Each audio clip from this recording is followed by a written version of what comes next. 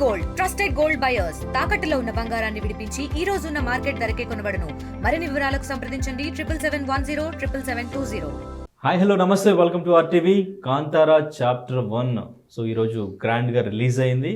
So మొత్తానికి public నుంచి కొంచెం పాజిటివ్ రియాక్షన్సే వస్తున్నాయి. కొన్ని షార్ట్స్ అయితే ఎస్పెషల్లీ మీమ్స్ పేజ్ కూడా క్రియేట్ చేసి ఆ విజువల్స్ గురించి మాట్లాడుతున్నారు. మనతో పాటు మరి సినీ క్రిటిక్ దాసరి విజ్ఞాన్ ఉన్నారు. రివ్యూ అడిగి తెలుసుకుందాం మూవీ ఎట్లా అనిపించిందో. హలో విజ్ఞాన్ గారు. నమస్తే. చాప్టర్ 1 కాంతారా. సో కాంతారా చూసిన తర్వాత ఈ చాప్టర్ 1 మీద కొంచెం ఎక్స్పెక్టేషన్ ఎంతవరకు పెంచుకున్నారో చూసాం. అంటే ఫస్ట్ ఎటువంటి ఎక్స్పెక్టేషన్ లేదు, బట్ చాప్టర్ 1కి వచ్చేసరికి ఎక్స్పెక్టేషన్ చాలా ఎక్కువ అనిపించింది. క్యామియోస్ ఉంటాయి, జూనియర్ ఎన్టీఆర్ క్యామియో రోల్ ఉంటుంది, ఇటువంటివన్నీ కూడా ఎక్స్పెక్టేషన్ పెట్టుకున్నారు. మొత్తానికి ఎట్లా అనిపించింది? అసలు విషయంలోకి వెళ్తే ఫస్ట్ కాంతారా అనే సినిమా రిలీజ్ అయినప్పుడు చాలా స్లోగా అని పెద్దగా తెలియదు. గీతా ఆర్ట్స్ వాళ్ళు ఏదో డబ్బుడు సినిమాని తీసుకొచ్చి వేశారు అన్నట్టుంది. కన్నడలో రెస్పాన్స్ చూసి ఇన్స్టాలో వాళ్ళు వీళ్ళు చూసి అరే ఇదేదో తెలుగులో కూడా ఉందంట, ఒకసారి వెళ్దాం. వెళ్ళిన వాళ్ళకి లాస్ట్ 15 minutes బాగా కనెక్ట్ అయిపోయింది. అందులో వరాహ రూపం సాంగ్ ఇంకొక నెక్స్ట్ అట్లా వెళ్ళినప్పుడు కాంతారా కాంతారా కాంతారా ఎక్కడ చూసినా అదే వినపడింది. ఒక 20 లోపు తీసిన బడ్జెట్ కాస్త 400 కోట్ల వసూలుకి వచ్చింది. ఇదే రెస్పాన్స్ని మనం అసలు అంటే ఆ 15 minutes జనాల కనెక్ట్ అయింది. అసలు ఆ దేవుడు ఎవరు, వాళ్ళ పుట్టుకేంటి, ఆ మూలాలేంటి, ఇదంతా ఈ చరిత్ర ఎక్కడి నుంచి మొదలైంది అనేది చూపించాలి, చెప్పాలి అని అనుకున్నారు. సక్సెస్ అయింది కాబట్టి. ఫస్ట్ యాక్చువల్గా వచ్చింది పింగారా అనే సినిమా, అది ఎవరికి తెలియదు. తులు లాంగ్వేజ్లోనే వచ్చింది. దానికి 63rd ఫిలింఫేర్ అవార్డు వచ్చింది, 65th or 3rd. అది వచ్చిన తర్వాత తులు లాంగ్వేజ్కే మళ్ళీ. కానీ వాళ్ళ ప్రాబ్లమ్స్ ఏం పెద్దగా సాల్వ్ అవ్వాలి. అందులో వాళ్ళ ఒరిజినల్ ప్రాబ్లమ్స్ అని బయట పెట్టారు, అడవి దగ్గర ఉన్న మనుషులవి. కాంతారా రిలీజ్ అయిన సక్సెస్ అయిన తర్వాత వాళ్ళ మీదకి ఫోకస్ వెళ్ళి వాళ్ళందరికీ 2,000 పెన్షన్ ఇచ్చారు. అంతవరకు బాగుంది. సో అలా సక్సెస్ అయింది. ఒక చిన్న వివాదం, నవరస సాంగ్ని తీసుకున్నారని వాళ్ళు ఇదో ముందే ఒకవేళ నవరసని అడుగుంటే 25 lakhs ఎంతో 5 lakhs 10 lakhs ఇచ్చుంటే ఇచ్చేసేవాడు వట్టి ఉండవు. తర్వాత అది అంత పెద్ద హిట్ అయిందని తెలిసిన తర్వాత వాళ్ళు ఏం చేశారు, దాన్ని వీళ్ళని ఆడుకుందామని చెప్పి 100 కోట్ల పరువు నష్టం దావన ఏదో కాపీరైట్ ఏదో వేసాడు. సరిపోలే, అది కూడా హెల్ప్ అయింది ఒక విధంగా చెప్పాలంటే. అంటే అదో ఒక కేసు వేయడం, బాగా స్ప్రెడ్ అవ్వడం, అది ఎప్పుడు హెల్ప్ అయిందంటే మళ్ళీ ఓటీటీలో కాంతారా వచ్చిన తర్వాత అందరూ ఎగబడి చూడడం. ఇప్పుడు కాంతారా 2 years 2022 అది రిలీజ్. 2 years 3 yearsకి ఇప్పుడు ఇది వచ్చింది 25లో. ఆ అంచనాలు అందుకుందా లేదా అంటే ఇది పూర్తిగా చాప్టర్ 1 మనం అక్కడికే వెళ్ళిపోవాలి. కాంతారా ప్రజెంట్ జనరేషన్కి వచ్చి అడవికి మధ్యలో వాళ్ళ రిలేషన్ అదంతా చూపించింది. ఇప్పుడు ఇది ఎలాంటి సినిమా అంటే బేసికలీ చాలామంది ఫస్ట్ అర్థం చేసుకోవాల్సిన తీరు. ఇప్పుడు మనకు తెలంగాణలో సమ్మక్క సారక్క జాతర జరుగుద్ది, ప్రపంచం అంతా తెలియదు, కానీ ఇక్కడ చాలా ఫేమస్. అది కోట్ల మంది జనాలు వస్తారు. అక్కడ పోనీ అమ్మవార్లకి ఏమైనా రూపాలు ఉన్నాయంటే లేవు. ఒక కుంకుమరిని అండ్ బ్యాంబూ అంతే, వెదురు, అంతమించి లేవు. దాన్ని పూజిస్తారు, చాలా గ్రాండ్గా అవుతుంది. అమ్మవారు గద్దెల మీదకి రావడం 3 days, అదొక పెద్ద ఫీస్ట్. నెక్స్ట్ పుష్ప చూసిన వాళ్ళకి గంగమ్మ జాతర తెలుస్తుంది. అక్కడ వాళ్ళకి బాగా తెలిసినా ఇప్పుడు చాలామందికి రీచ్ అయింది అసలు గంగమ్మ జాతర అంటే ఏం చేస్తారు, ఎన్ని రోజులు ఉంటుంది. సిరిమాను పైడి తల్లి అండ్ కొన్ని చోట్ల కొన్ని ఉంటాయి. ఇప్పుడు మన తెలుగు రాష్ట్రాల్లోనే ఇన్ని మాట్లాడుకుంటున్నాం.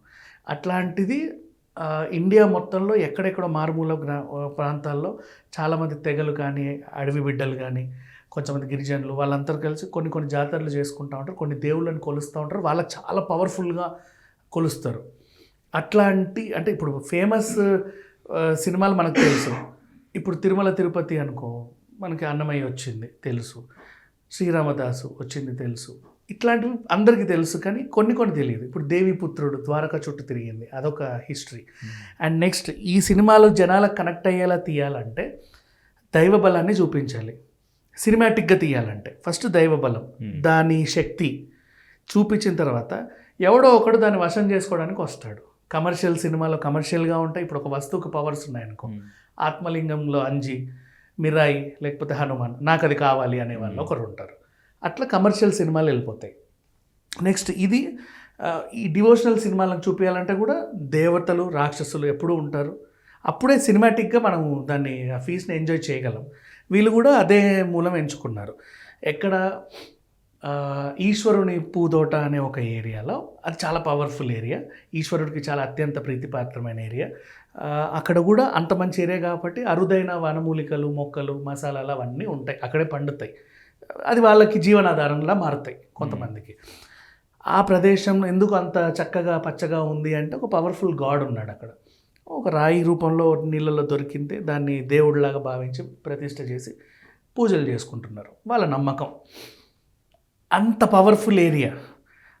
ఆ ఏరియాలో పవర్ ఉందన్నప్పుడు తాంత్రికులకు కూడా కొంచెం ఇది ఉంటుంది, అక్కడికి వెళ్ళాలి, ఆ శక్తి వశం చేసుకోవాలి, మనం ఇంకా శక్తివంతులం అవ్వాలి అని.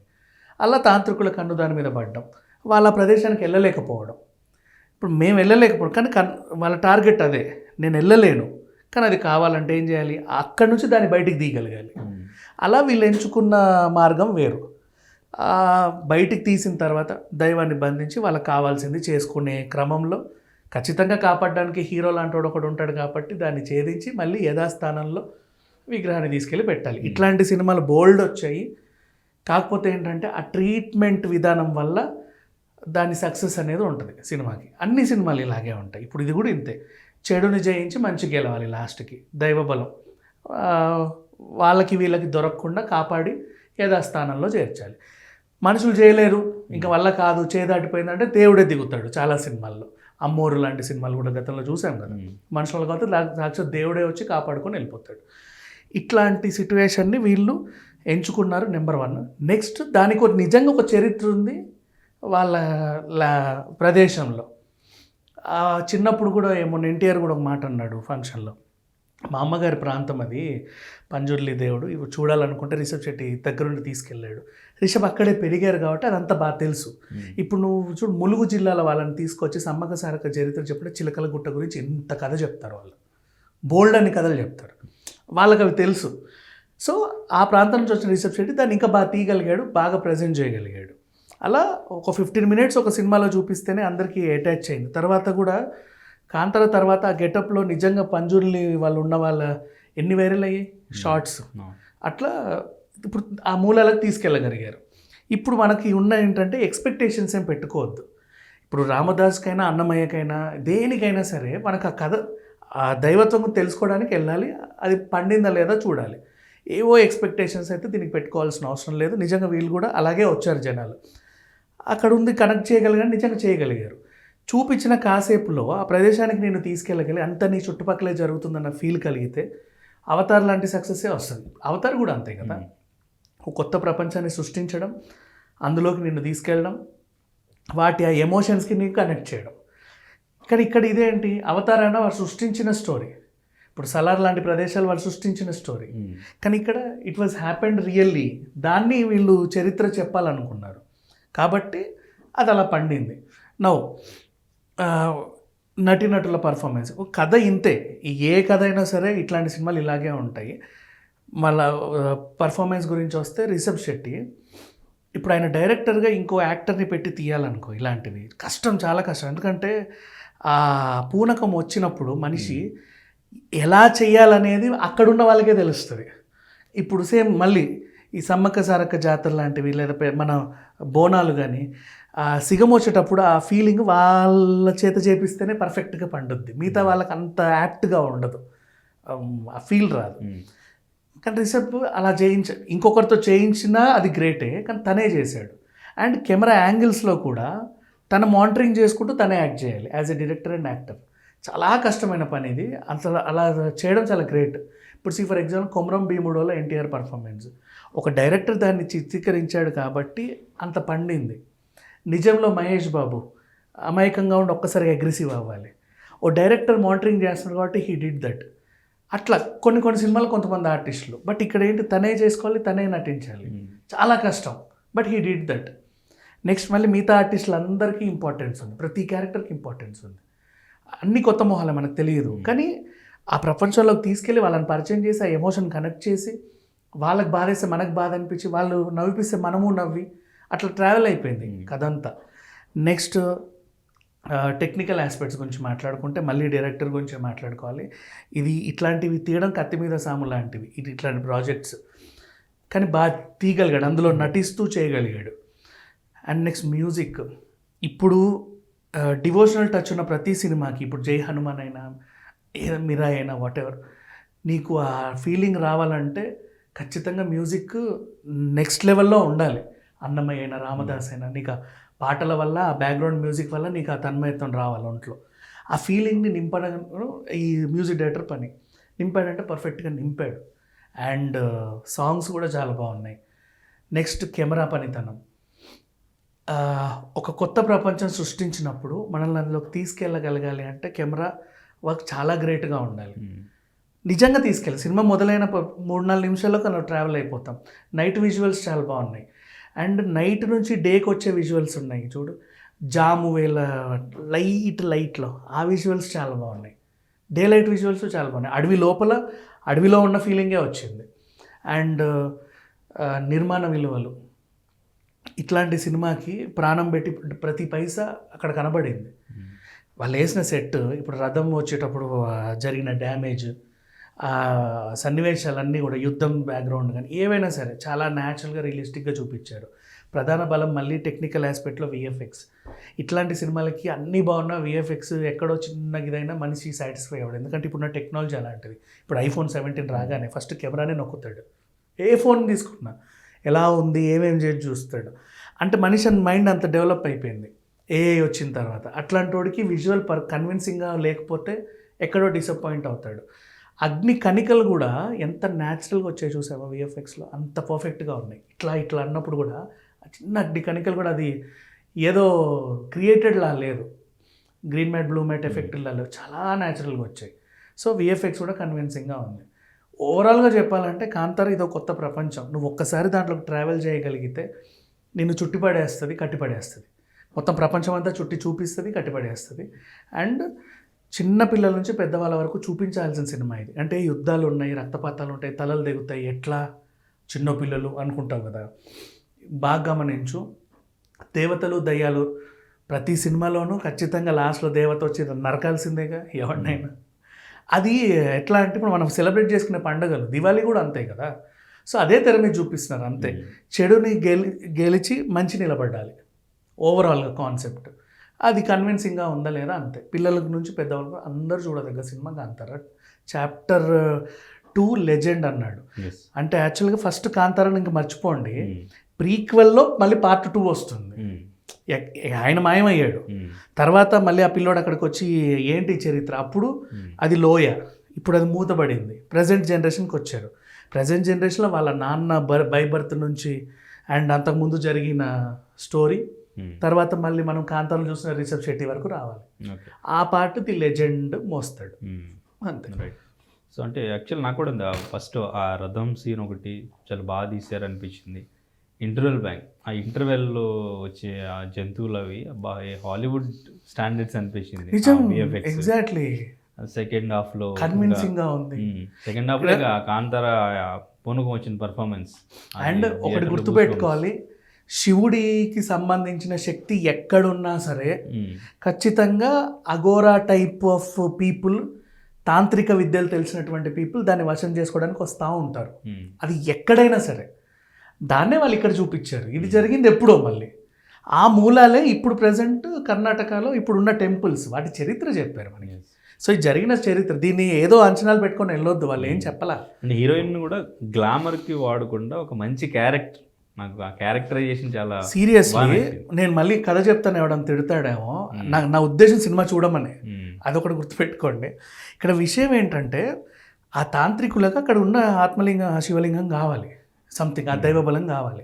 వీళ్ళు వెళ్ళలేరు. దాన్ని బయటికి తీసుకురావడానికి అప్పుడెప్పుడో వాళ్ళకు ఉన్నటువంటి రాజుని, ఆ పిల్ల బాగాలేకపోతే వీళ్ళ చేతి ఇచ్చిన పాలని, దాంతోపాటు ఆమెలో కూడా ఆ ప్రదేశం మీద ఆసక్తిని పెంచి వాళ్ళ ద్వారా దాన్ని రప్పించి దైవబలాన్ని కట్టేయించి అప్పుడు దాన్ని వశం చేసుకోవడానికి ట్రై చేశాడు.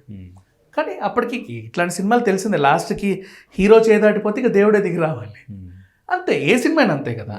అంటే ఇప్పుడు కాంతారాకి జరిగిన మ్యాజిక్కి ఇప్పుడు ఈ కాంతారా చాప్టర్ 1కి జరుగుతుందా, అంత బ్లాక్ బస్టర్ హిట్ అవుతుందా? ఎందుకంటే బాయ్ కట్ అంటూ కూడా ఒక ట్రెండ్ నడిపిస్తున్నారు, ఇక్కడికి వచ్చి తెలుగు మాట్లాడలేదు అని చెప్పేసి కూడా. సో ఇంతకుముందు ఓజీ, బెంగళూరులో ఓజీకి సంబంధించి జరిగిన ఇష్యూ, అప్లెక్సల్కి సంబంధించింది, ఇదంతా కూడా మొత్తం కూడా మనోళ్ళు బాయ్ కట్ అనేది నడిపిస్తూ ఉన్నారు కదా. సో ఎంతవరకు రీచ్ అవుతుంది, ఏమైనా నెగిటివ్ చేసే ఛాన్స్ ఉందా సినిమా హిట్? చాలా సింపుల్ చెప్పాలంటే ఇప్పుడు కామాఖ్య టెంపుల్కి ఇప్పుడు ఆదరణ పెరుగుతుంది తెలుగు రాష్ట్రాల్లో, బట్ ఇంతకుముందు ఏంటో తెలియదు. దాని మీద సినిమాలు రాలా. ఇంకొన్ని ఉన్నాయి, చాలా ఉన్నాయి. అరుణాచలం కానీ పెద్ద పెద్ద టెంపుల్స్ బోల్డ్ ఉన్నాయి. వాటి మీద సినిమాల్లో వస్తే మన వాళ్ళకి తెలిసేవి, ఇంకా రాలా. ఆ చరిత్రలు తెలియదు, పుస్తకాలు ఎక్కడో చదువుకొని ఉంటారు. ఇక్కడ నుంచి ఒక స్టోరీ వచ్చింది, దేవుడి గురించే కదా, తెలుసుకుంటే బెటర్. నెంబర్ 1. ఇక బాయ్కాట్ అంటావా, నువ్వు కన్నడలో మాట్లాడలేదు అనేది. ఈ సినిమాలో కూడా చూడండి, మంత్రాలు వచ్చినప్పుడు కన్నడనే వచ్చింది. కన్నడ లాంగ్వేజ్లోనూ కూడా కన్నడలోనే ఓ టైటిల్స్ వేసి, అది కన్నడ కూడా కాదు, ఒరిజినల్ తులు లాంగ్వేజ్ మంత్రాలు అవి. సో ఆ మంత్రాలను ఎవడన్నా ట్రాన్స్లేట్ చేస్తారా? ఇప్పుడు మన సుప్రభాతం ఉంది, నువ్వు వేరే లాంగ్వేజ్కి వెళ్ళి హిందీలో ట్రాన్స్లేట్ చేయలేవు, అలాగే పాడాలి అంతే, దానికి మించి ఇంకేం లేదు. ఎవరి స్టైల్లో వాళ్ళు మ్యూజిక్ వేసుకుంటారు, బట్ అలాగే ఉండాలి. మంత్రాలను ఎవరు ట్రాన్స్లేట్ చేయలేదు. ఒరిజినల్ సంస్కృతం ఎలా పుట్టింది, వాళ్ళ లాంగ్వేజ్ ఎలా పుట్టింది, వాళ్ళ తీర్లు ఎలా పుట్టింది, అలా. అందుకే ఆ మంత్రాలు వచ్చినప్పుడు ఆ లాంగ్వేజే వాడారు. కన్నడ మాతృకలో కూడా, అంటే చంద్రముఖిలాగా అనుకుంటారు చాలామంది, ఇక్కడ కన్నడ వచ్చింది కదా, కన్నడ లాంగ్వేజ్లో అక్కడ తెలుగులో చెప్తారేమో అని. కాదు, చంద్రముఖి ఫార్ములా కాదు ఇది. కన్నడ లాంగ్వేజ్లో కూడా కింద కన్నడ సబ్ టైటిల్స్ వచ్చాయి. ఎందుకంటే అది కన్నడ కూడా కాదు, వాళ్ళకు కూడా అర్థం కాదు, మంత్రాలు. సో భాషకి వాళ్ళు ఇచ్చిన ప్రిఫరెన్స్ సినిమాలో. నెక్స్ట్ రిషబ్ అంటావా, ఎందుకు తెలుగులో మాట్లాడలేదు అంటే ఆ ఫంక్షన్ తనకు చాలా ముఖ్యం. తెలియని లాంగ్వేజ్లో కొంచెం ఏదైనా పొరపాటు డొల్లినా దాన్ని ట్రోల్ చేస్తున్నారు మన వాళ్ళు. ఇక్కడ తెలుగు లేదు, వెనకాల బ్యానర్కి గౌరవించట్లా. ఇప్పుడు ఎందుకు మొన్న మంచులక్ష్మి కూర్చుంటే దక్ష సినిమా ప్రమోషన్కి కదా వచ్చింది, దక్షను వదిలేసి ఏవేవో అన్ని రకాల కక్షలు తీర్చుకున్నారు. బ్యానర్ వాల్యూ పోతుంది. శాకుంతలంకి సమంత కూర్చున్నప్పుడు కూడా పెళ్లి గురించి చర్చలు వచ్చాయి, విడాకుల చర్చలు వచ్చాయి, కానీ శాకుంతలం పోయింది. సో రిషబ్ జాగ్రత్త పడ్డాడు, ఓహో తెలుగు మీడియా ఇలా ఉంది, పొరపాటున ఏం మాట్లాడినా దాన్ని హైలైట్ చేస్తారు, కానీ నా సినిమా హైలైట్ అవ్వాలి. వచ్చినా రాకున్నా నాకు వచ్చిన భాషలోనే అనర్గళంగా నేను ఎలా అయితే మాట్లాడతానో అలా మాట్లాడేసాడు అంతే. వీళ్ళు బాయ్కాట్ గీకాట్ అన్న వాళ్ళే ఫస్ట్ సినిమాని చూస్తారు, ఏదైనా ఉంటే పీకుదామని, దొరుకుతాయి, ఏదైనా దొరుకుద్దేమో దాన్ని హైలైట్ చేద్దామని. ఇప్పుడు ఆ బాయ్కాట్ అన్న వాళ్ళే అందరూ స్టేటస్లు పెడుతున్నారు క్లైమాక్స్లో ఉన్న పంజుర్లి రూపాన్ని. సో అది పెద్దగా పట్టించుకోవాల్సిన అవసరం లేదు. నెక్స్ట్ ఇంకోటి, హృతిక్ రోషన్ వచ్చినప్పుడే బాయ్కాట్ అన్నావా, వారిని అర్థం చేసుకున్నావు. సల్మాన్ ఖాన్ గాడ్ ఫాదర్కి వచ్చినప్పుడు బాయ్కాట్ అన్నావా, అర్థం చేసుకున్నావు.